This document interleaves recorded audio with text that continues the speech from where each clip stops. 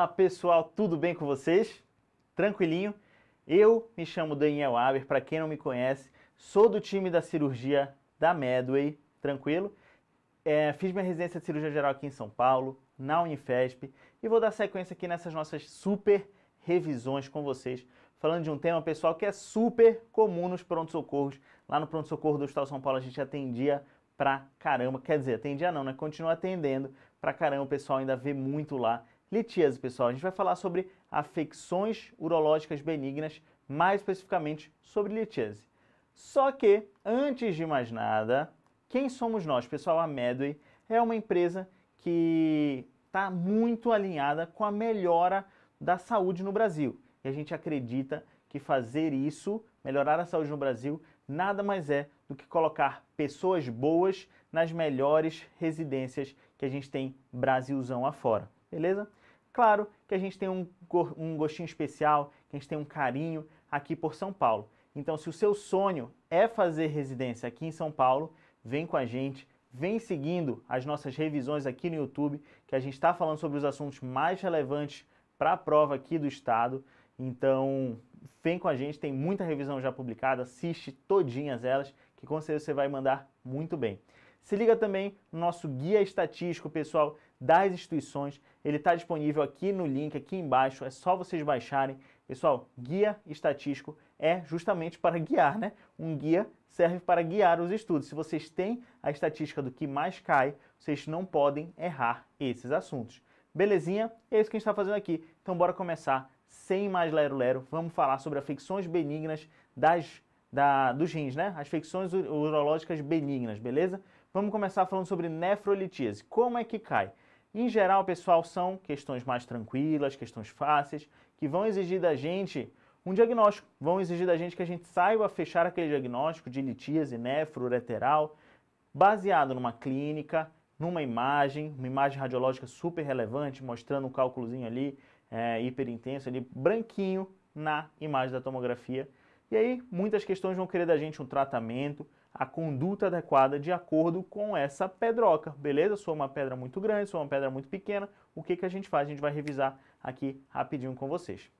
Bom, por que isso é importante, pessoal? Por que isso é importante? Porque é a terceira afecção mais comum do trato urinário, pessoal.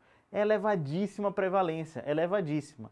Claro, graças ao quê? Graças aos fatores de risco que são super relevantes, como histórico pessoal ou familiar, baixa ingesta hídrica, recorrência de infecção do trato urinário, a gente sabe que acontece pra caramba, quem aí de vocês já está atendendo em pronto-socorro, o paciente vive vindo e fala, doutor, semana passada tive a mesma coisa, infecção urinária, 1 mês, 2 meses, infecção urinária recorrente. Atividade laborativa, muitas vezes aquelas atividades que não permitem você ingerir muita água, não permitem não, ou que você fica só sentado e não sente vontade, né, de beber tanta água, acaba urinando menos, acaba sendo mais litogênico. Outros são sexo masculino, caucasianos, brancos, ou seja, idade avançada e sobrepeso. Tudo isso são fatores que levam à litogênese. Bom, o que a gente vai ter, pessoal? Qual é a clínica que a gente vai ter? Inicialmente, a dor, né? Quando esse paciente chega no pronto-socorro, é a dor que levou ele até lá. O paciente sentiu tanta dor que não aguentou ficar em casa, não aguentou tomar só uma dipirona via oral, um buscopan via oral, precisou ir no pronto-socorro. Por que dói, pessoal? Dói porque o cálculo está mexendo, pessoal. O cálculo está mexendo, ele está saindo do rim, indo para a via urinária. Nesse caminho, ele pode encontrar alguns pontos de constrição, e esses pontos de constrição são a JUP, a junção ureteropiélica, os vasos ilíacos ou a junção ureterovesical. Nesses pontos de constrição, esses cálculos que estão se mexendo, que estão descendo, podem causar uma obstrução do fluxo urinário, uma distensão do ureter, uma distensão da cápsula renal, e aí causar dor. Claro que no caminho que eles vão mexendo, eles podem causar algum sangramentozinho. Então a gente pode ter hematúria. É a segunda causa mais comum de hematúria, né? Perdendo só para infecção urinária. 85 a 90% dos pacientes vão ter hematúria. O problema da pedrinha, pessoal, não é só ela causar hematúria, não é só ela causar dor. É que junto com ela pode vir uma infecção associada. E essa é a complicação mais temível, beleza? Porque de uma infecção a gente pode evoluir para sepse, pode evoluir para uma pionefrose, pus, nefro, rim, pus no rim, ninguém quer ter pus no rim, beleza? E essa situação aqui exige desobstrução imediata da via biliar. Da via biliar não, né, pessoal? da via urológica ali do ureter, né? Imagina, tô com pedra no rim, vou lá na via biliar. Negativo, nada a ver. Aqui é desobstrução imediata da via urinária, beleza, pessoal? Para vocês terem uma ideia, então, do que a gente está falando. A gente tem casos de pielonefrite, que não tem nada a ver com cálculo, que é infecção urinária, que ascendeu pelos uretérios até o rim. Pielonefrite clássica, diagnóstico clínico. C, a gente tem muita dor associada, uma dor lombar que irradia para a região anterior do abdômen, para as fossas ilíacas, associado à hematúria, que é super comum nas infecções por si só. A gente tem que investigar pedras, pessoal, principalmente se esse paciente tiver um histórico de calculose renal. A gente tem que investigar cálculos, porque a gente pode estar diante de uma pielonefrite obstrutiva, que pode complicar com sepsis, com pionefrose. E aí, para tratar a pielonefrite obstrutiva, a gente precisa desobstruir essa via urinária, beleza? Como eu falei para vocês, o diagnóstico vai ser clínico mais imagem. A clínica, a gente conversou, essa vai ser a nossa suspeita. E a imagem que eu falei para vocês, tomografia helicoidal, sem contraste, pessoal. A gente não precisa de contraste para ver pedra, beleza? Não precisa. É o padrão ouro com uma sensibilidade elevadíssima, uma especificidade de 100%, sensacional. Tranquilo? A tomografia permite a gente saber a localização e o tamanho do cálculo. A gente pode ter uma noção também de quão grave está, saber se está com acometimento renal, pelo borramento de gordura, uma hidronefrose importante. Tudo isso a gente consegue ter de dado de uma tomografia sem contraste. Claro, se a gente estiver pensando em complicações, uma pionefrose complicada, abscesso e tudo mais, aí o contraste entraria. Mas para a gente bater o martelo, fechar o diagnóstico, sem contraste mesmo. Sucesso? E como é que a gente vai cuidar desse paciente que chegou com muita dor no pronto-socorro? Analgesia. Analgesia, pessoal. O que levou ele para o pronto-socorro foi a dor. Então vamos analgesiar e analgesiar bem. Anti-inflamatório, primeira linha, pode associar opioides de cara, é muita dor. Quem já teve cólica renal aí sabe do que eu estou falando, eu já tive. Doeu pra caramba, pior dor que eu já senti na minha vida. Então pode sentar a mão no analgésico, beleza? A gente vai avaliar então as necessidades de intervenção e quais são esses pontos de necessidade de intervenção. Dor refratária, cálculos maiores do que 1 centímetro, pielonefrite associada, ou seja, uma pielonefrite obstrutiva, pacientes com rim único, pacientes que estão tão ruins que estão evoluindo para anúria, ou seja, está tendo comprometimento da função renal, creatinina deve estar lá em cima, belezinha? E aí, pessoal, esses pacientes a gente vai avaliar a necessidade de intervenção, seja com a passagem inicial de duplo J, ou até mesmo com uma ureterolitotripsia aí na urgência, se o paciente não estiver infectado. Muito relevante isso, beleza? Bom, para os pacientes mais tranquilos, que são os mais comuns, que tem uma dor que resolve com um analgésico, lá no pronto-socorro, que a gente vê um cálculo que não é tão grande, a gente pode tentar tratamento conservador com a terapia expulsiva. O que consiste essa famosa TME, terapia medicamentosa expulsiva? Consiste na associação de AINE com bloqueadores alfa-1 adrenérgico, pessoal. Passar para esse paciente uma tanzolosina com cetoprofeno, isso durante 2 a 4 semanas, consegue resolver a maioria das pedrinhas pequenas, em geral até 0,7, por algumas referências até 1, que estejam aí em ureter médio distal. Ureter proximal, pessoal, lá perto do rim, é bem mais difícil. As porcentagens de sucesso na TME são baixíssimas. Tranquilo? Outra coisa que a gente pode fazer para tratar é a terapia intervencionista. E aí, a terapia intervencionista vai depender do tamanho do cálculo, do local do cálculo, se está no rim, se está no ureter. E como assim, né? Vamos começar falando então dos cálculos que estão lá em cima, que estão no rim. Se a gente tem um cálculo renal de até 1 centímetro, pessoal. Cálculo renal de até 1 centímetro. O que a gente faz? Litotripsia extracorpórea com ondas de choque. A gente pega um cálculo que está no rim, 1 centímetro ali, 1,5 centímetros, e vai mandar para leco, vai mandar ondas de choque para quebrar esse cálculo, deixar ele menor, e aí a gente pode até vir com uma ureterorenoscopia flexível, pessoal, para tirar esse cálculo. Se eu tenho um cálculo de 0,8 no rim, eu posso lançar a mão direto da flex? Pode também, pessoal. Pode, mas aí a gente tem alguns detalhezinhos que às vezes gosto de explorar em prova, que são quando a flex é preferível a leco de cara, porque cálculos com alta densidade distante da pele, não adianta a gente mandar ondas de choque, não vai quebrar nada, E aí, se a gente tiver outras contraindicações a leco também, a gente pode lançar a mão da flex, da ureterorenoscopia flexível. Quais são essas contraindicações? Por exemplo, paciente gestante, paciente com uma lesão renal, um hematoma ali, que já tinha um hematoma renal, a gente não vai mandar mais onda de choque para ele sangrar mais. Gestante, vocês sabem, né? Vai bater no rim, vai bater no bebê também, então nada disso.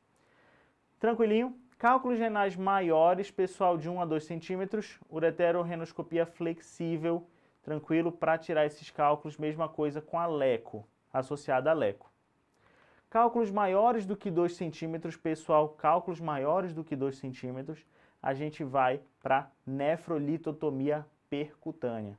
Não adianta muito fazer onda de choque para quebrar e depois entrar com flex, como é o padrão aí em menores do que 1 centímetro ou de 1 a 2 centímetros. Esse padrão que eu vim explicando até agora. Quando é maior do que 2 centímetros não adianta muito. Melhor a gente fazer uma nefrolitotomia percutânea. O que é isso? Faz uma incisãozinha ali no dorso do paciente, acessa o rim com um trocáter e aí quebra o cálculo, trata tudo por ali. Na sequência, que depois que o cálculo estiver quebrado, pode até fazer uma técnica sanduíche, entrar com uma ureterorenoscopia flexível para terminar de extrair esses cálculos. Beleza? Linhas gerais. Cálculos muito grandes, vai precisar entrar pela pele para quebrar. Cálculos menores que 2 centímetros, pode tentar quebrar com onda de choque para depois tirar por pedacinho, ou se tiver um flex disponível e for um cálculo suscetível ou tiver contraindicação a leco, pode mandar a ver nele. Belezinha? E quando o cálculo estiver no ureter, pessoal, aí vai variar da onde ele está. Digamos que o cálculo esteja no ureter proximal.